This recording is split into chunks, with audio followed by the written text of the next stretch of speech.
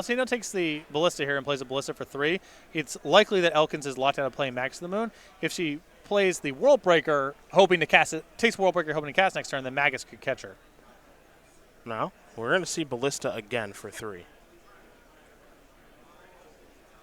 I'm going to shoot twice, take care of that. So now we're going to head back over to Justin Elkins, who's got to contend with a walking Ballista again. That'll be a Wooded Foothills. This is a Lightning Bolt. And Elkins has sequenced this pretty nicely because now he can sacrifice the fetch land and play that Magus of the Moon. Yep. So Faustino here has made enough land drops where she isn't completely locked out of this. Mm-hmm. And she's at 17, so a lot of cushion to play with here too. But Elkins at least has staved off the worst of it for a little bit.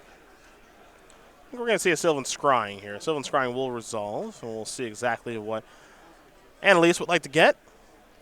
I'll be thinking Sanctum of Ugin here, and that'll be the land. It is a mountain currently, of course. And now here comes Oblivion Stone. We will head back over to Justin Elkins, who would love to have an Abrade right now, a card he has 2 copies of. And for 2 comes Elkins. It's 15 all. And now Justin will simply pass the turn back over to Faustino. Faustino will draw Ulamog in hand. More importantly, Oblivion Stone at the ready. Here's the attack. 2 damage will be dealt. Going to use that life total as a resource right now. And now here's your Oblivion Stone activation to clear away the Magus of the Moon. Turn the mana back online. Faustino will draw a copy of Ugin the Spirit Dragon. Well, we might be done here in just a moment, folks. And there is Ugin. Trigger the Sanctum, of course. Going to go digging and most likely for a Wormcoil Engine, but we'll see what Faustino decides upon. There's the big 6/6 with Lifelink and Death Touch. Can't forget about the Ugin that's resolved as well. And I presume the elevator will go up on that Planeswalker here in just a moment. And this is the tough part of the matchup from Elkins' side compared to a burn deck is Faustino at 13. Elkins has to do most of his work in combat to finish off an opponent, and I think Faustino's pretty much unassailable from this position. It's a pretty big ask. It's a pretty big ask. This is the power of Tron, playing against a low-to-the-ground red deck that has Magus of the Moon in it. It resolved. Tron was able to kill it, and now it's working on killing Elkins. This deck certainly can be impressive, I tell you what. That's a Monastery Swift Spear. And if you're Elkins, your best hope here is ignoring that Ugin, I think. But he will go after Ugin. Bring it down to 8. Here's Magus of the Moon. Well, unfortunately for Justin, Ugin can take care of that. Another Ugin was the draw. Not great in multiples, I suppose.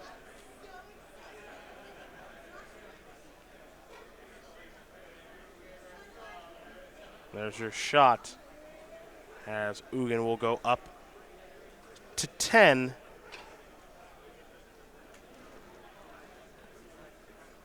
And now there's a Wormcoil Engine.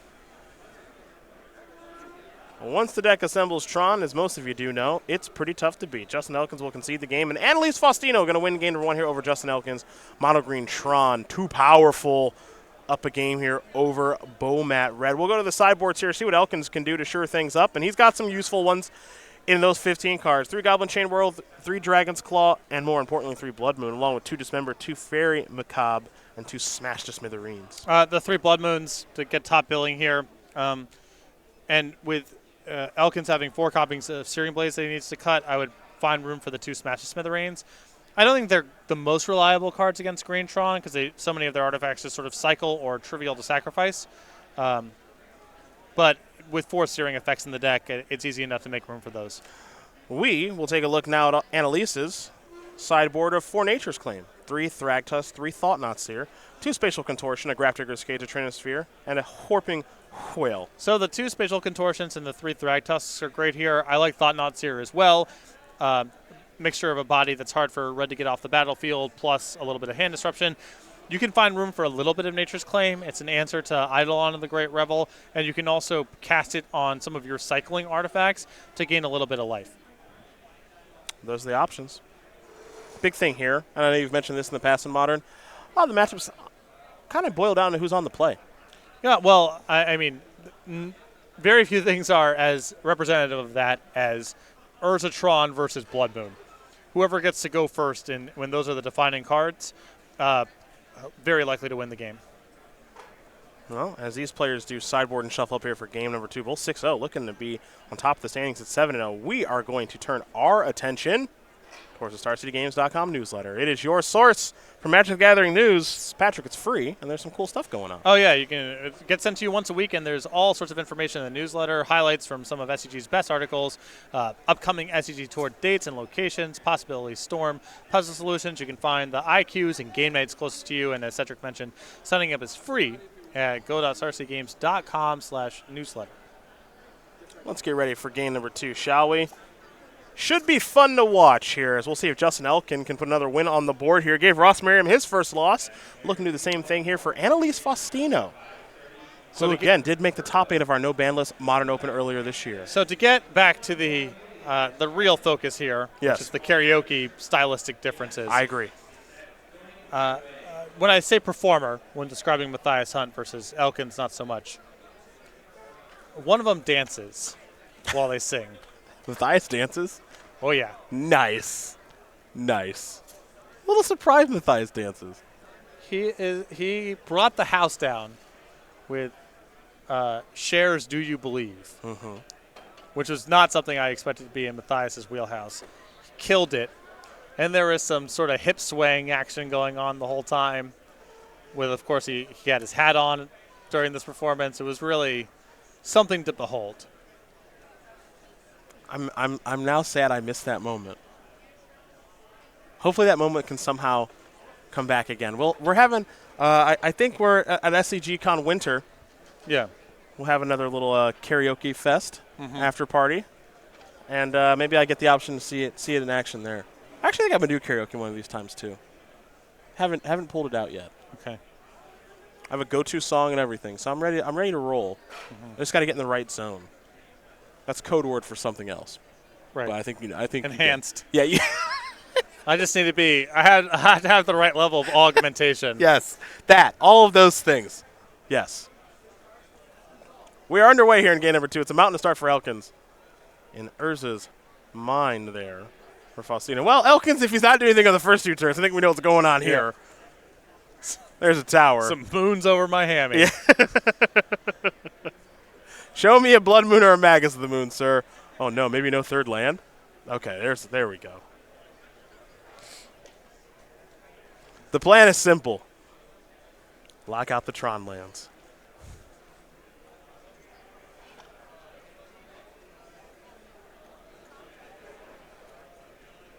Here is Magus of the Moon. Going with that, and you saw the blood moon in hand, right? Yeah, if he gets tagged with a spatial contortion here. Which I think he's going to, yeah. Does Faustino have Tron now, too?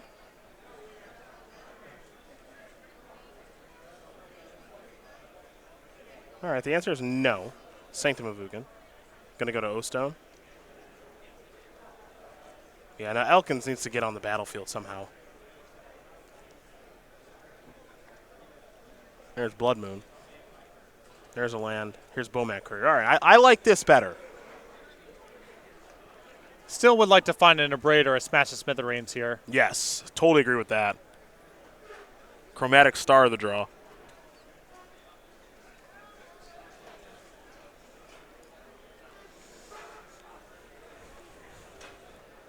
Mine Tower, Sanctum of Ugin, and it looks like might be another tower here.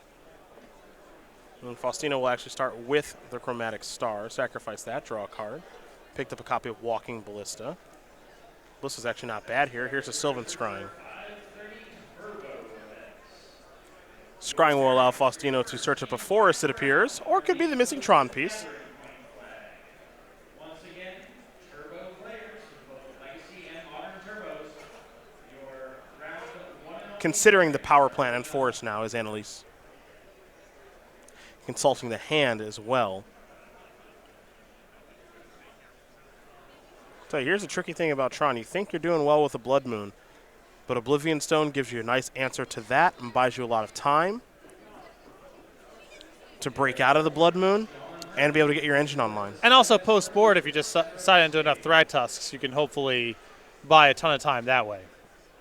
And that'll be another Bomac Courier hit and card. Be a good time for Smash the Smithereens. That's a good time for that. That is going to take care of the Oblivion Stone. Yeah, big win there for Elkins. Try to keep this Blood Moon in play for as long as he possibly can. However, it looks like a problem might be on the way here as Faustino will play another tower. And now there's a Thragtusk trigger. 5 life for Anneliese. Up to 20. And we'll go back over to Justin Elkins. A Lightning Bolt on the end step is going to take care of the front half of Thragtusk. Beast Token on the way. You might have a Todd Anderson appearance here in just a moment.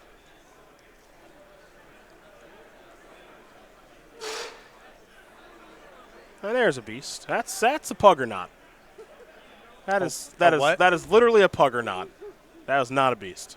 Here's a Magus of the Moon. There's a Wizard's Lightning. All right, let's get in there. Okay.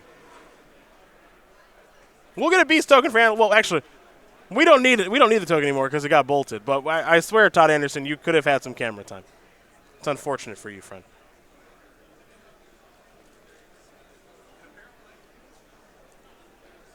And there's another Urza's Land. And you can see the problem here with trying to play this ponderous of a game against Tron is now Faustino's at a spot where she can just start casting this stuff, and she's at 20.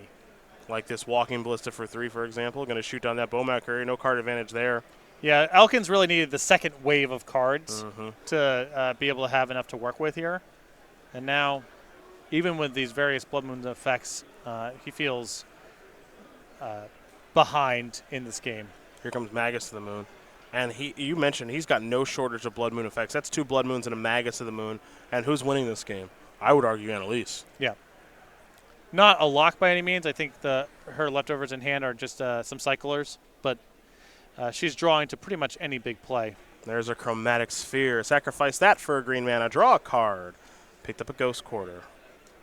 That black die will represent the mana that is floating right now for our Tron player. Well, she will use that for an expedition map. That is a forest. This will not be an attack. We'll go back over to Justin Elkins.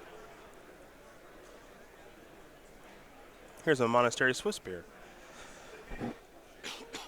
And now a Rift Bolt will go after the Ballista.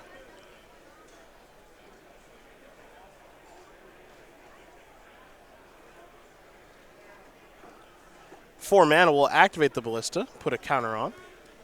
And I'm curious which of these creatures Anneliese would like to kill between Magus of the Moon and Monastery Swissbeard. With Elkins being empty-handed, my instinct is to go after the Magus, but I don't think it matters too much.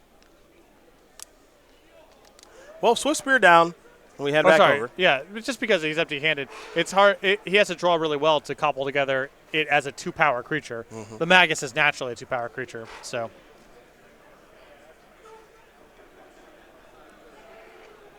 Looks like there's a Ghost Quarter to go along with the Sanctum of Ugin.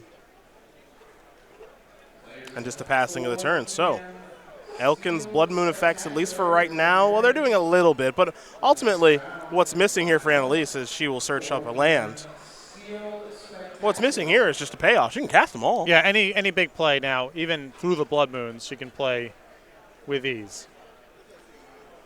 And she has Oblivion Stone in hand as well, so she can clear up the battlefield when she's ready.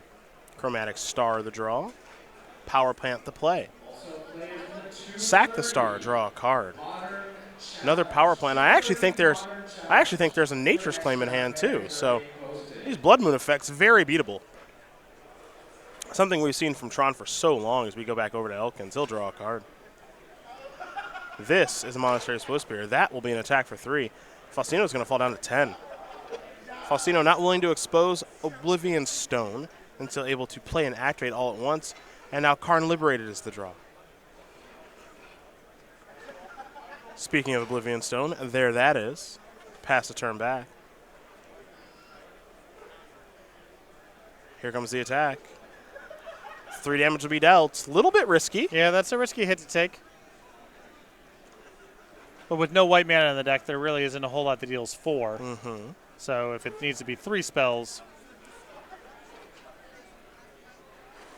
I think Stirrings is a pretty good place to start, actually. Nature's Claims, Thrag, Tusk, but the cards that are selectable here are Ugin and Walking Ballista. With Karn and Faustino's hand, my instinct is to take the Ballista because it gives you the most insurance against any sort of haste play. Looks like she has come to the same conclusion. There's Karn. Trigger the Sanctum. Sanctum will most likely find Wormcoil Engine just like it did in game number 1. No, go get. Oh, okay, fine. What do you want to get? I won't go get his lands. Oh, you want to get Ulamog? You have a Karn already. Yeah? That's all of them. Not sure if Ulamog's still in the deck after sideboard. Probably not. Pretty expensive threat. Though, she is going after the lands. Ramunap Ruins will be the first one.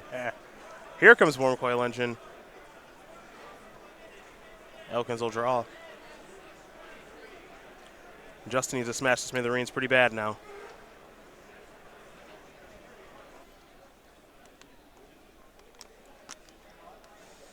Because he is in some trouble.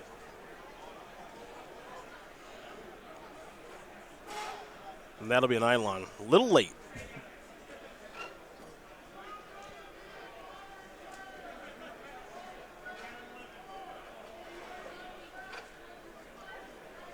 Here's Ugin the Spirit Dragon, and that is an extension of the hand. Anneliese Faustino going to win this match over Justin Elkins. 2-0. And for Mono Green Tron, going to take care of Bomat Red. Anneliese going to be putting together a nice weekend so far. 7